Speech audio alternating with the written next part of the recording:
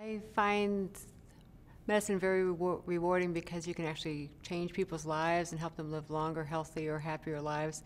I like cardiology in particular because of the great advances that we've had in cardiology over the last 20 or 30 years.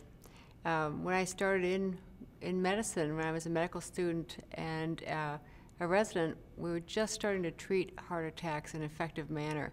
You can make a huge difference in people's lives if you can preserve their heart function. And my goal is to have all my patients live to be in their 80s and be healthy and happy. I spend a lot of time with my family. That's the number one thing. I've got 2 kids. So on the weekends I spend a lot of time with my family, taking my kids to different places, trying to do interesting things with them, staying up with their lives in school. When I have a little bit of free time, I like to garden or have friends over for dinner and things like that. I love reading when I have a chance. I like to exercise. And gardening is my passion in the spring, summer, and fall. I've been out there in the freezing cold and the wet and the thunderstorms, anything, just to get my gardening in. I belong to a book club, which has been wonderful. So I love reading mostly fiction, but we read biographies and a little bit of history. Sometimes on my own I like to read medical mysteries. Robin Cook is a great author.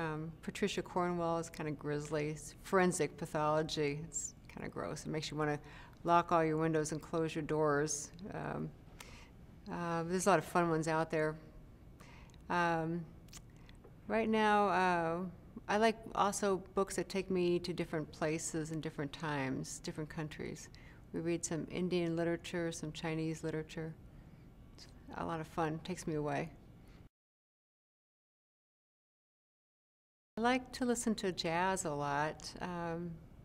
My daughter plays jazz saxophone, so we get a lot of jazz around the house.